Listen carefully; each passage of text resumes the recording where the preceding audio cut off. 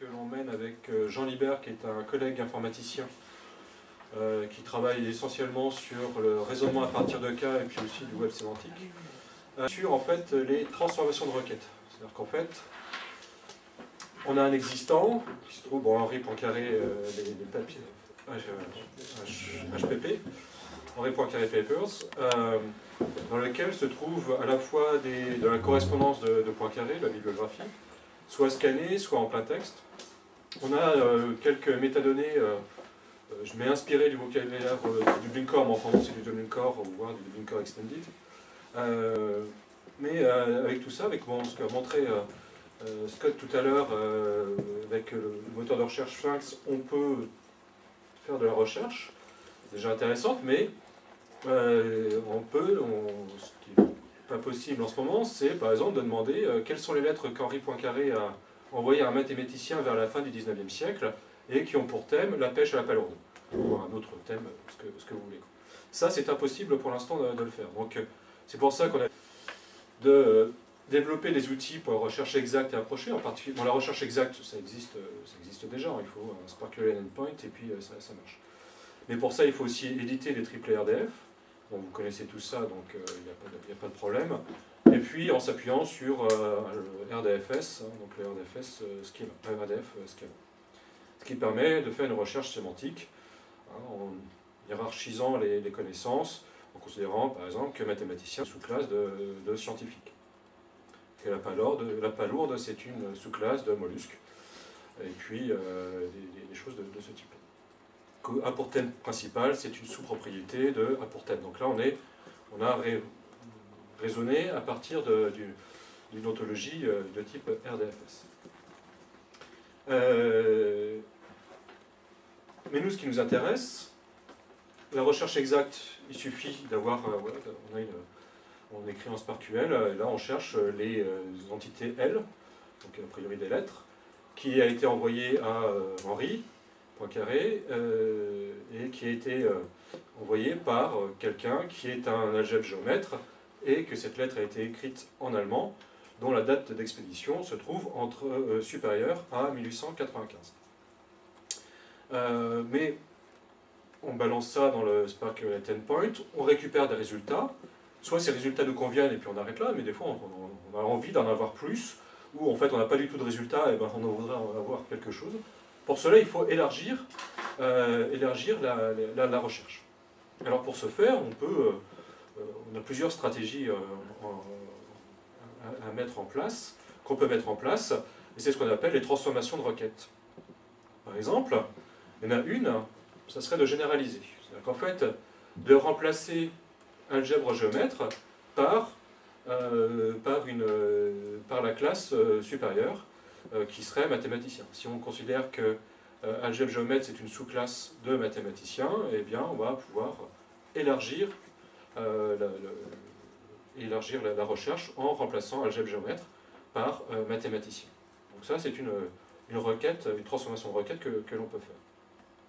On peut aussi élargir la date. Donc là, sur la connaissance temporelle est importante ici, et donc là on a les stratégies sur les filtres pour élargir la recherche.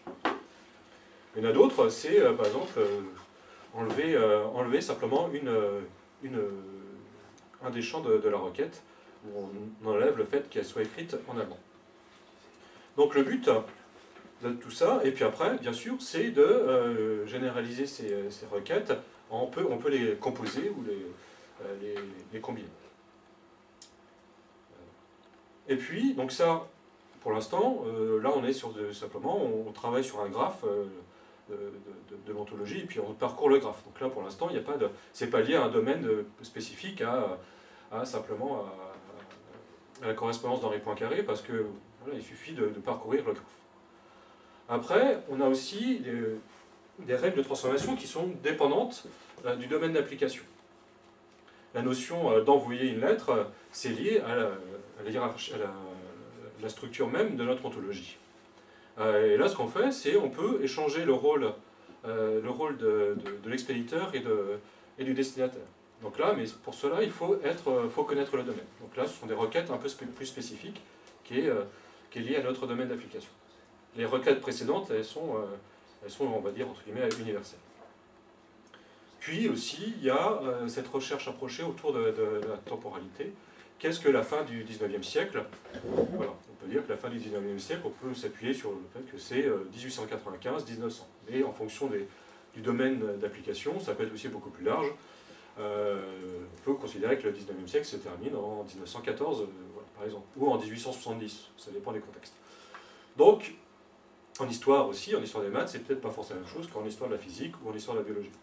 La théorie de l'évolution, c'est un marqueur important et on peut dire que on change de siècle avec Darwin. Et là, en fait, on a dit, on veut sortir de ça, du contexte, et là, on va faire des trucs par jalons. On va élargir, comme ceci, de proche en proche. Alors, tout ça, étant donné que ni Jean ni moi n'avions le temps de travailler là-dessus, et puis mettre les mains dans le cambouis, voilà, j'aime bien ça, mais je trouve que ça salit les mains, donc puis c'est là, c'est difficile de se laver après. Donc on préfère donner ça à des étudiants qui sont encore jeunes et tout, qui aiment bien faire tout ça. Donc il y a eu deux stagiaires, Justine qui était en master 2 d'informatique, et puis on a eu là ces derniers mois un stagiaire de 2e année de Télécom Nancy pour mettre en œuvre. Donc en fait il y a eu à la fois la définition d'un langage de règles de transformation de requêtes, SPARQL, et puis Nicolas Lassol qui a mis en œuvre ceci.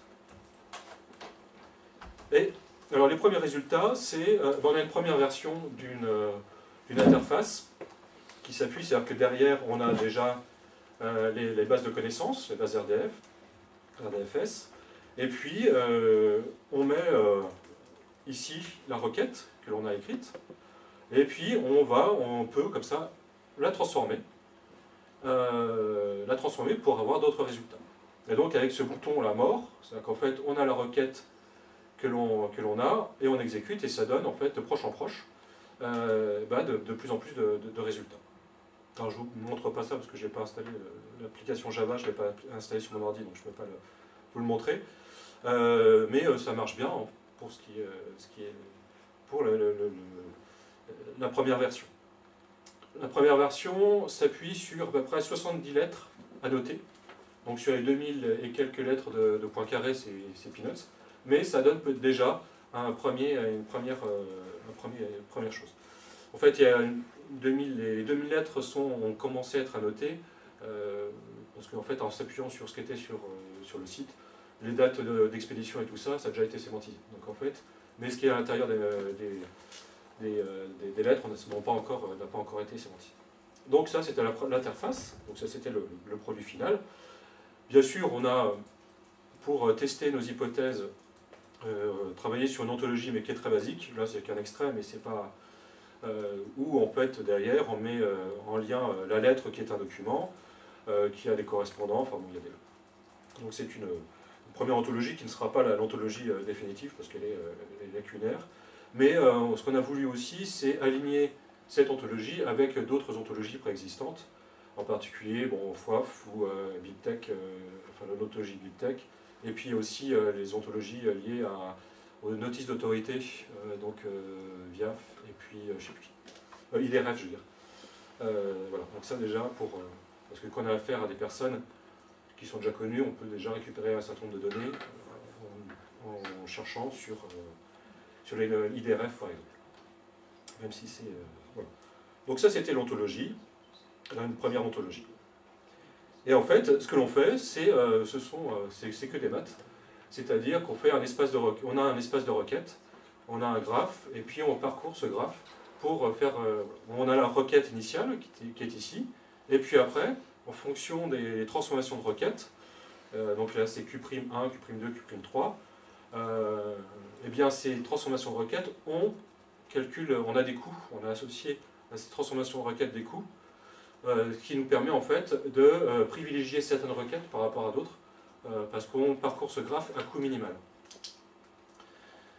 Ces coûts sont donnés de façon, on va dire, plus ou moins intuitive ou à la petite semaine, c'est-à-dire que pour l'instant, on a mis des coûts, on va dire, assez... on considère que si on enlève, qu'on monte qu'on passe d'une sous-classe à une classe, c'est un coût de 2 par exemple, enfin, des choses comme ça. Donc, et puis d'autres, quand on enlève une ligne, c'est un coût de 2, ou je sais plus ce qu'on a mis. Par exemple, pour le temps, on a mis que c'était un coût supplémentaire, donc on a mis plutôt un coût de 5. Voilà, donc en fait,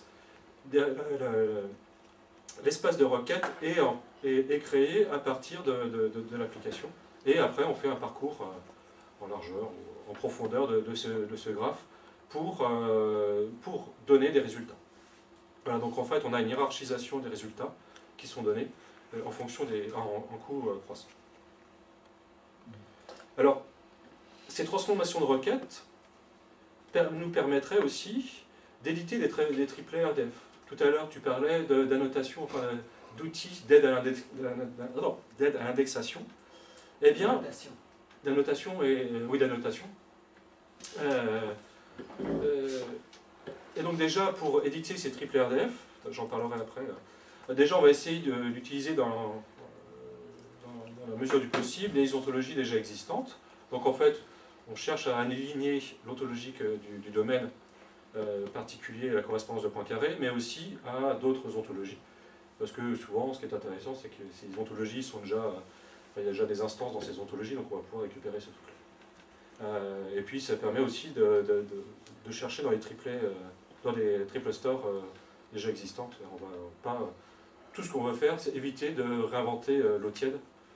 Voilà. Tu parlais de réinventer la roue, voilà, nous c'est l'eau tiède. Éviter de réinventer. Donc il y a par exemple Simoji qui est développé par le LARA, le laboratoire d'histoire de Lyon, ou Nakala aussi. Alors en fait, on a déjà plus ou moins créé une ontologie. Alors ça, c'est qu'un extrait de l'ontologie liée à la correspondance. Donc on a déjà travaillé là-dessus maintenant. Ce qui nous reste à faire, c'est vraiment de la finaliser, puis de dire stop, on arrête et on l'utilise. Et puis après, ce qu'il faut faire, c'est aussi travailler directement sur les lettres. Alors nous avons, pas trop de problèmes parce qu'on n'en a que 2000. Donc ça va, c'est pas trop long. Ce qui est un peu embêtant, c'est que c'est jusqu'à quelle profondeur on va annoter les lettres. Là, dans cette lettre-ci, c'est de Poincaré à Lézan, ou l'inverse, non, c'est Lézan à Poincaré, où il parle d'un étudiant, Eugène Barthélemy, qui a un problème d'impallicite. Est-ce qu'on va annoter l'impallicite pour nous? Je pense que ça n'a pas forcément beaucoup d'intérêt. Néanmoins, c'est quelque chose qu'on pourrait prendre. Mais déjà, il y a pas mal de renseignements que l'on peut prendre. Voilà, on parle d'un nom, Eugène Barthélemy, il faut savoir identifier ce Eugène Barthélemy. Et là, on sait que c'est du fait de notre expertise, que c'est un étudiant de l'école polytechnique. Voilà. Donc, il y a des choses comme ça à noter.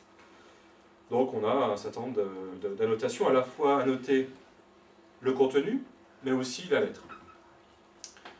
Parce que c'est aussi intéressant de savoir, de relier cette lettre-ci à un objet physique. Donc là, il faut aussi identifier où on peut trouver cette lettre-là, physiquement, mais aussi une numérisation, parce qu'à partir de là, on va pouvoir aussi peut-être la visualiser, voilà, récupérer cette lettre-là aussi sur une plateforme. Et puis après, annoter des lettres comme on fait d'habitude pour annoter un cours. Et ce qu'on veut, c'est aussi éditer donc, ces corpus de façon assez rapide ou le plus simple possible. Pour ça, pour éditer ces triplets, on met en place la création des formulaires, parce qu'il y a des champs qui vont être assez rapidement identifiables, mais avec une aide à la complétion, c'est-à-dire au fur et à mesure qu'on édite des lettres, qu'on annote les lettres, eh bien, il y a des données que l'on va avoir. En fonction du domaine Poincaré, c'est un mathématicien, physicien, autre astronome et tout ça. Il y a des domaines avec certains expéditeurs, enfin avec certains correspondants, il va plutôt parler d'un certain domaine. Donc avec les parcours de graphes, c'est-à-dire qu'en fait, les transformations de requêtes ces transformations de requêtes vont nous permettre aussi de hiérarchiser les données que l'on va mettre. Par exemple, avec les ans, ils vont parler beaucoup du répertoire bibliographique. Eh bien, c'est plutôt ça que l'on va mettre en avant. Et si on ne le trouve pas, il va falloir l'écrire à la main. Mais comme ça, au fur et à mesure, d'aider à la notation de corpus. Donc ça serait du semi-automatique, c'est-à-dire qu'en fait, on va aider l'annotateur en lui proposant des choses en premier. Voilà, par exemple, si on a des barres défilantes, donc à la fois donc, par similarité, autrement par des restrictions de type, domaine ou range. Donc ça, c'est par rapport à l'ontologie. Donc, pour l'instant, ce qu'on a fait, c'est qu'on a créé une syntaxe de règles de transformation qui peut servir encore à d'autres règles. On peut maintenant, grâce à cette syntaxe, au vocabulaire, on peut créer des nouvelles règles de transformation de façon très très simple. Ça prend 5 ou 6 lignes. On a des scripts qui permettent de les transformer après. On a un moteur Java pour la recherche approchée qui s'appuie sur Corez, pour ceux qui connaissent. Voilà. Donc avec de l'INRIA. On a proposé une première ontologie de la correspondance dans les points carrés. On a annoté un échantillon de lettres, je le disais tout à l'heure, de 70. Et puis on a une petite IHM, voilà, mais pour l'instant qui est complètement déconnectée de la plateforme numérique que l'on a. Ce qu'on aimerait bien, c'est voilà, finir les discussions autour de l'ontologie, parce qu'à ce moment il faut bien s'arrêter, valider l'outil de transformation, et puis créer des outils pour l'édition automatisée de triplet. Et à terme, c'est de migrer complètement la correspondance vers une base RDFS. Ça dans la semaine prochaine, quoi. Voilà. Et puis j'ai dit que j'allais être super rapide. Voilà, je le suis.